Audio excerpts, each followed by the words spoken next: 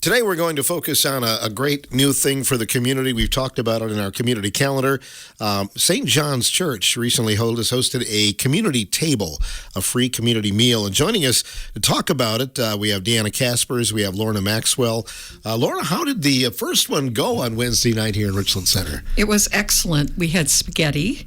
And 87 meals were provided then there was a sit down in the church and 23 carryouts. So we were very happy about that. They had planned for 100 people, but they came out great. But whoever comes, we will feed them. So. I think for the first night, you had to be maybe were you surprised a little bit? Well, you just didn't know what to expect. The ladies of the church, St. John's, provided the first meal, and they have graciously given us the space to do our community meals, and they've tied it in with their Lenten services, although that's not what we expect people to do. They don't have to go to the Lenten services. It's just scheduled before their Lenten services. So anyone can come. It's a free meal. There's no cost. There's a group of people in the community that wanted to start something like this. We had the Soul Kitchen in the past, and then that's no longer in place. But our focus is not just serving the meals, but sitting down with the people who come and eat with them. And so we've been having some meetings and emails back and forth, and I looked it up this morning on my iPad. I'm going to mention names. If I miss somebody's, please forgive me. But Deanna Casper, Clarice Bruckner, April and Mike McCarville, Karen Gilbertson, Reverend Jonathan Young, Sue Larson, Laura Carpenter, Melissa Fruit, and Julia Smith. And it's just different people that were talking about the need for this in the community. Other communities have done something similar. I'm glad that it's back in Richland Center. Yes, we are too. That was the whole go. Deanna, you've been kind of in the groundwork of this too as well. What excited you about the idea of this? Well, I think I was on the Soul Kitchen board when we actually stopped serving those meals, and that was kind of a result of COVID, and we just weren't getting numbers. We were trying different things to get people to attend our monthly meals at that time, and it just wasn't coming together. And then several years have gone by, and I think there were different little groups of people that were talking in the community about there is a need now. We do have people that don't have homes that could use a meal, would want a meal. We want this to be, our goal is to have this just be a really unifying community event where you don't have to be affiliated with a church. You don't have to make a reservation. You don't have to do anything other than just come and gather and enjoy a delicious meal. Possibly food is not a problem for you, but sometimes camaraderie is such a good thing too. That's what you're looking for as well, right? Absolutely. Just how do we get together? How do we support each other in our community? This is hopefully a start, and we were very grateful that we had a couple of members from St. John's come forward and say that that church would offer the space. It's handicap accessible.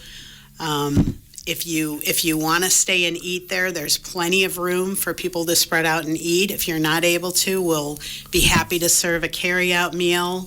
We just want to support each other. We have different groups that have volunteered to cook the Wednesday night meals throughout the month of March. I know there's some more structured organizations, and then I know at least a couple of the Wednesday nights it's just a little family group doing it.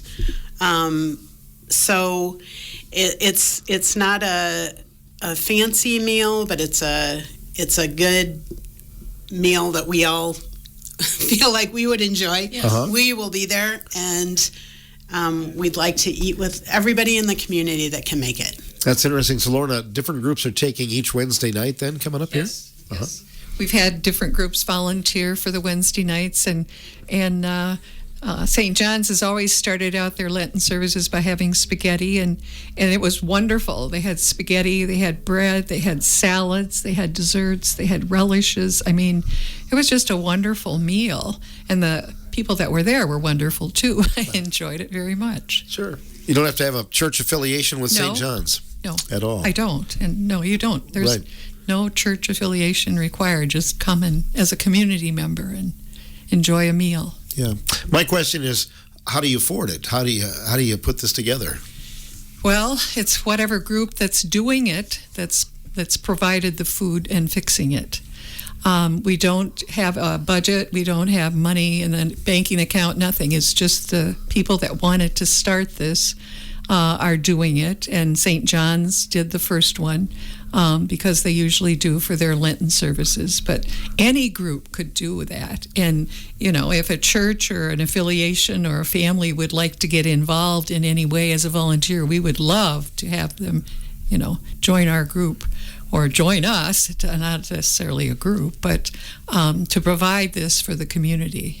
And Deanna, the plan is to carry this through March 25th, is that correct? Yes, that's what we've got so far, is that we, again, just kind of aligned with St. John's because logistically it worked, and they were generous enough to work with us. So we've got these next 4 Wednesdays set at St. John's from 5:15 to 6:30, and then we plan to meet again as a group towards the mid to later part of March and decide how we're going to move forward.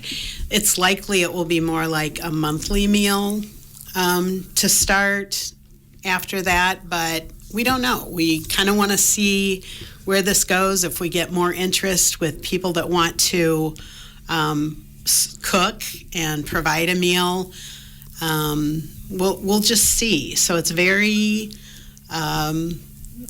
we don't have a set agenda. What we knew was that we believed there was a need and a desire, perhaps, for people to come together, and so we wanted to try to run with that. Yeah, make it a part of the community and kind of a community event. I'd like to see that happen as well, this year. So, right. Good. One other thing I wanted to mention is Tony Burke from Town Taxi generously offered to provide rides for people if they need that, if that would be helpful. It always amazes me in situations like this where people just kind of come out of the woodwork and they want to help and they want to be involved. It feels good. It's a positive for everybody. So I'm just kind of struck by the generosity of people and what they're willing to do and able to do and want to do. And that brings up a good point, Lorna. If somebody's listening, maybe they have an idea, like where to go, or maybe a service that they can provide. You'd be all ears. Take any suggestions? We just wanted a place to start, and this is how we started. And St. John's, graciously offered that we, connect it with their Lenten services, and you're welcome to go to their Lenten services also, but it's not required with the meal or anything.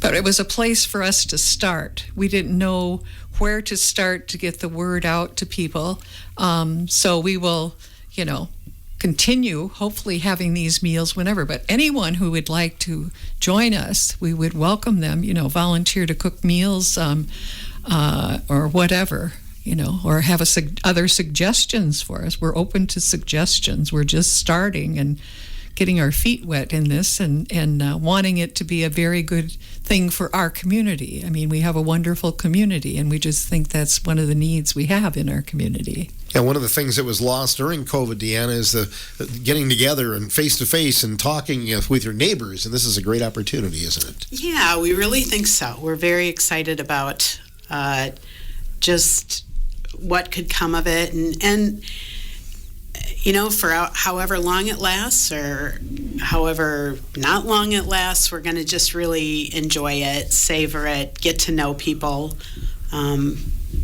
become more connected.